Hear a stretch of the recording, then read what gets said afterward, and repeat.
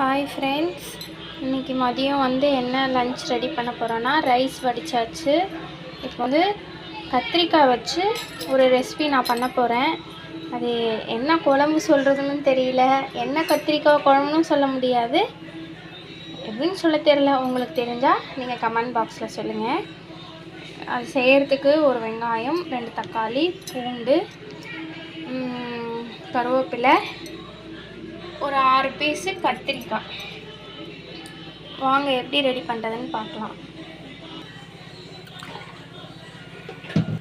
3 table spoon oil விட்டுட்டு நல்லாவே வானல் காஞ்சிருச்சு. இது எப்படி செய்வேன்னா, நார்மலாக நம்ம காரக்குழம்பு செய்கிற மாதிரி மெத்தடு தான். ஆனால் இதில் கொஞ்சம் வேர்க்கடலையும் எள்ளையும் வறுத்துட்டு லாஸ்ட்டாக பொடி பண்ணி போட்டுட்டு மல்லாட்டை பயிரை அரைச்சி லாஸ்ட்டாக போட்டுட்டு கடுகு, மிளகு, நம்ம எடுத்து வச்சுருக்க ஆனியன், பூண்டு, கருவேப்பிலை ஆட் பண்ணிடலாம்.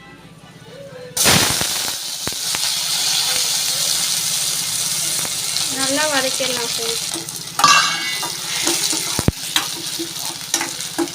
நல்லா வதங்கட்டும். நல்லா வதங்கிருச்சு. இப்போ நம்ம அரிஞ்சு வச்சுருக்க தக்காளி ஆட் பண்ணிடலாம். இதையும் நல்லா வதக்கிட்டு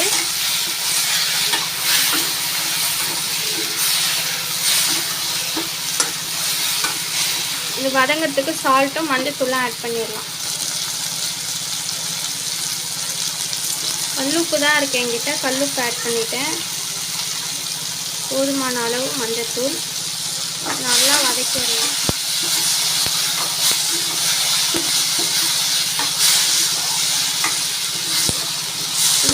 எண்ணெய் கத்திரிக்கானே வச்சுக்கலாம் ஃப்ரெண்ட்ஸ். இது சப்பாத்திக்கு, தோசைக்கு எல்லாமே ரொம்ப டேஸ்ட்டாக இருக்கும். நீங்களும் உங்கள் வீட்டில் இதை ட்ரை பண்ணுங்கள். ட்ரை பண்ணிவிட்டு கமெண்ட் பாக்ஸில் மெசேஜ் பண்ணுங்கள். நான் எப்படிலாம் எங்கள் வீட்டில் சமைப்பேனோ ஒரு ரெசிபியாக உங்களுக்கு நான் அப்கமிங்கில் வீடியோ போட்டுகிட்டே இருக்கேன் ஃப்ரெண்ட்ஸ். என் சேனலை யாராவது புதுசாக பார்க்குறவங்க இருந்தால் சப்ஸ்கிரைப் பண்ணிக்கோங்க, பெல் ஐக்கானை கிளிக் பண்ணிக்கோங்க, ஷேர் பண்ணுங்கள், லைக் பண்ணுங்கள். நல்லா வெந்துட்டே இருக்குது. கத்திரிக்காய் சாப்பிடாதவங்க கூட இந்த மாதிரி செஞ்சு கொடுத்தா நல்லாவே விரும்பி சாப்பிடுவாங்க. எங்கள் வீட்டிலலாம் ஒரு வேளை செஞ்சாலே இந்த குழம்பு நல்லா காலி ஆகிடும்.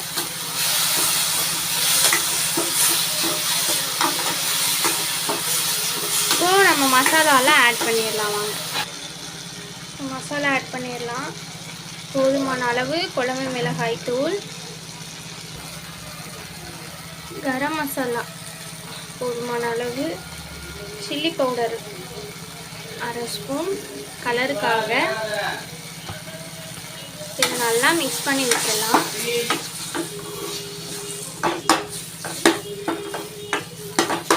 நம்ம எடுத்து வச்சிருக்க கத்திரிக்காவை ஆட் பண்ணிடலாம். வாங்க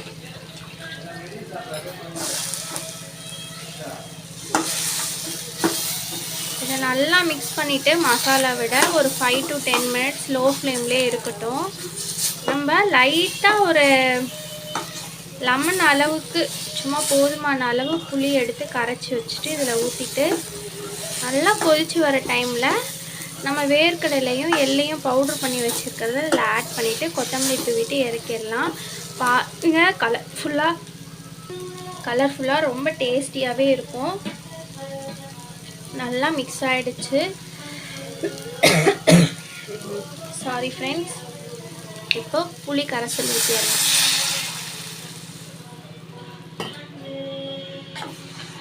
இதை நல்லா மிக்ஸ் பண்ணிவிட்டு நமக்கு போதுமான அளவு தண்ணி ஆட் பண்ணிடலாம்.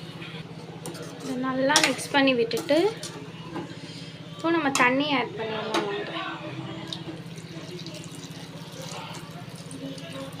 இப்போ இது நல்லா கொதிச்சு வரட்டும். இப்போ மல்லாட்டையை ஒரு சைடு நம்ம நல்லா வறுத்துடலாம். வாங்க இதுவும் பேன் நல்லா ஹீட் ஆனதும் ஒரு கைப்பிடி அளவுக்கு வேர்க்கடலை எடுத்திருக்கேன். கொஞ்சம் எக்ஸ்ட்ரா போட்டுட்டு வேர்க்கடலை எடுத்துட்டு நல்லா ஃப்ரைடாக டோஸ்ட் பண்ணிடலாம். நம்ம இதை நல்லா வறுத்துடலாம் லோ ஃப்ளேம்லேயே வச்சுட்டு. இது ரொம்ப ஹெல்த்தியாகவும் இருக்கும், குழந்தைங்களுக்கும் வச்சு கொடுங்க.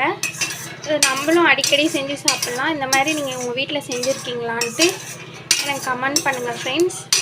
செய்யலைன்னா நீங்கள் இதை ட்ரை பண்ணி பாருங்கள். கண்டிப்பாக ட்ரை பண்ணிவிட்டு எனக்கு மெசேஜ் பண்ணுங்கள். ரொம்பவே டேஸ்டியாக சூப்பராக இருக்கும். நீங்களும் ட்ரை பண்ணி பாருங்கள். இது நல்லாவே ரோஸ்ட் ஆகிடுச்சு. இதை வேறு பாத்திரத்துக்கு மாற்றிடலாம். இதே சூடாக இருக்கிற பேனில் கொஞ்சோண்டு எள்ளு ஆட் பண்ணிக்கலாம்.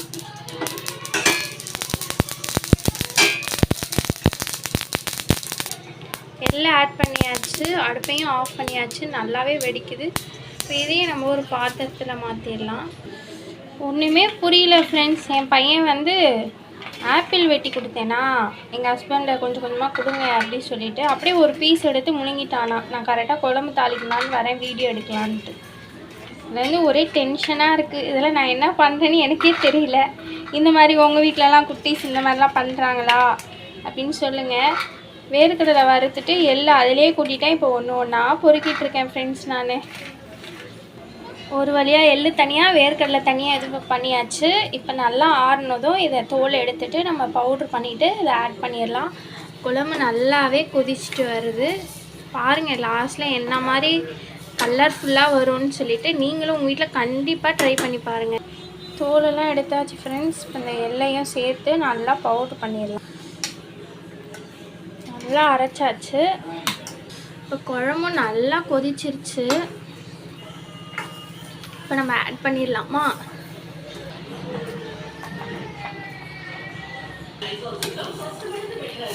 எல்லாத்தையும் ஆட் பண்ணியாச்சு. நல்லா திக்காக வரும் பாருங்கள். இந்த லோ ஃப்ளேமில் வச்சுட்டு நல்லா பொறுமையாக கிண்டி விட்டுட்டு ஒரு 10 to 5 minutes லோ ஃப்ளேமில் இருந்தால் போதும். கொத்தமல்லி தூவிட்டு நம்ம இறக்கிடலாம் ஃப்ரெண்ட்ஸ். எண்ணெய்லாம் நல்லா சூப்பராக மேலே பிரிஞ்சு வரும் பாருங்கள். இங்கே பாருங்கள் சூப்பராக திக்காக வந்துருச்சா. அதில் கொத்தமல்லி தூவிட்டு கொஞ்சம் நேரம் கழித்து இறக்கிடலாம் ஃப்ரெண்ட்ஸ். ஓகே ஃப்ரெண்ட்ஸ், திறந்து பார்க்கலாம். இங்கே பாருங்கள் சூப்பராக ரெடி ஆகிடுச்சு. எண்ணெய்லாம் மேலே மிதங்கி வந்திருக்கு. தெரியுதுங்களா உங்களுக்கு? வீடியோவில் தெரியுதான்னு தெரியல. இங்கே பாருங்கள் சூப்பராக எல்லாமே வெந்துருச்சு.